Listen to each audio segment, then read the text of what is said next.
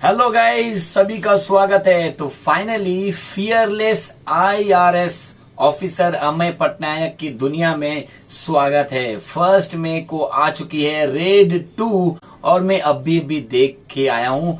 मुझसे रहा नहीं गया कि ताकि मैं आपको बता दूं कि मूवी कैसी बनी है, ताकि आप सोच लो कि जाना है कि नहीं जाना है। तो चलिए शुरू करते हैं वीडियो को। बस सपोर्ट करते रहिए आपके अपने चैनल को मूवी के दीवाने विद शशि।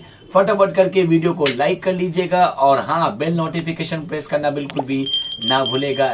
तो गाइज, रेड 2 कैसी है ये मूवी? रेड 2 हम सभी को पता है 2018 में जब ये मूवी आई थी रेड, तो उन्होंने तहलका मचाया था और 150 करोड़ के लगभग कमा चुकी थी बॉक्स ऑफिस पर। और अब मैं बात करूं रेड 2 की, तो यहाँ पर भी यानी कि पावर कितनी है अमेय पटनायक में, और यहाँ पर पॉलिटिकल जो लीडर है हमारे दादा साहब यानी कि रितेश देशमुख, कौन जीतता है, किस तरह से यहाँ पर रेड डाली जाती है, किस बेसिस पे डाली जाती है, क्या वो सक्सेसफुली फाइनलाइज होता है कि नहीं और वो सक्सेसफुली करते हैं कि नहीं, ये आपको देखने मिलेगा पूरे रेड 2 में। और यहाँ पर सौरभ शुक्ला जो फर्स्ट पार्ट में थे, उनका भी पार्ट बहुत ही बेहतरीन से यूटिलाइज किया गया है। ये है टोटल स्टोरी। अब मैं सबसे पहले बात करूं यहाँ पर मूवी के डायरेक्शन की। मूवी का direction is good but not up to the level of first raid अगर मैं कहूं, क्योंकि फर्स्ट रेड में आपको मैं बता दूं, जब वो रेड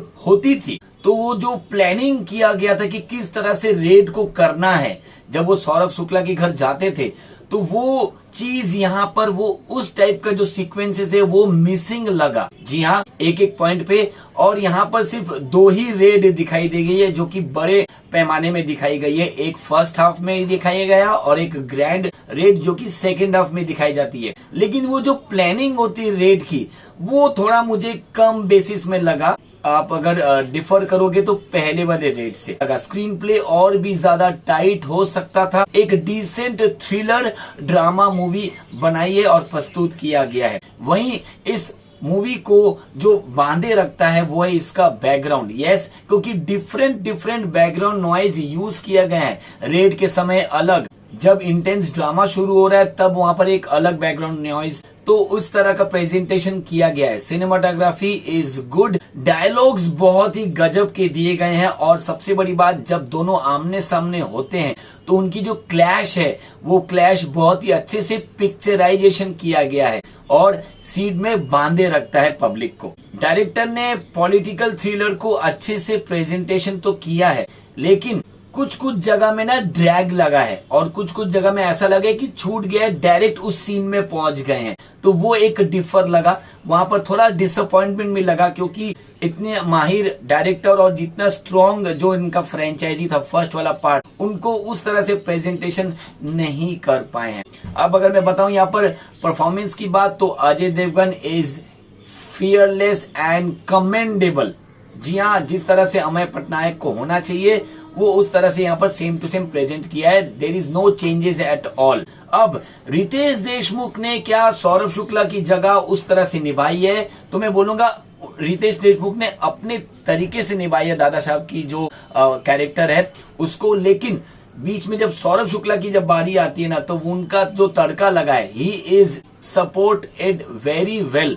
अच्छे से उस कैरेक्टर को सपोर्टेड किया गया है। रितेश देशमुख का जब डायलॉग्स में बात आती है तब वो थोड़ा सा चेंजेस आता है और उनमें बहुत अच्छे से दिखाया गया है। He is very good on that particular part, क्योंकि विलेन के किरदार में इसके पहले भी उन्होंने अच्छे काम किए, मगर यहाँ पर थोड़ा डिफरेंट लगे हैं, मगर अच्छे लगे हैं। वानी कपूर का यूटिलाइजेशन अच्छे से नहीं किया गया है, मतलब कि ना होती तो भी चल जाता। लेकिन रेड 1 की जो वाइफ थी वो थी इलियाना डिक्रूज, और रेड 2 में चेंज होकर वानी कपूर बन गई। मतलब काश हमारे में भी ऐसा होता था कि अगर 2 जिंदगी होती तो दोनों बीवी होती। वाह वाह वाह वाह, क्या बात है। एक बीवी से भी तो रेड 2 सीक्वल कराया जा सकता है, राइट मिस्टर डायरेक्टर। अब अगर मैं बात करूं गाने की, तो गाना ठीक ठाक है, उतना कोई यादगार रहने वाले कोई गाने नहीं है। लेकिन नशा वाला सॉन्ग जिस मोमेंट में आता है वो मोमेंट अच्छा लगा है। मूवी का जो क्लाइमैक्स है, जैसे कि मैंने कहा बड़ी रेड, उसको अच्छे से पिक्चराइजेशन किया गया, मगर प्रिडिक्टेबल था कि ऐसा ही होना चाहिए था। मतलब वो रेडी थे कि मुझे पता है कि मेरे घर में रेड होने वाली है, वो नहीं लगा कि यार ये रेड कैसे हो गई, वो चीज यहाँ पर मिसिंग लगी। ओवरऑल एक डिसेंट थ्रिलर पॉलिटिकल ड्रामा है जिसको आप देख सकते हो और एंजॉय भी कर सकते हो। मेरी तरफ से इस मूवी को 2.5 स्टार्स। देखिएगा अगर आपको टाइम पास करना है तो। मिलता हूं बहुत जल्द आपसे अगली वीडियो पे।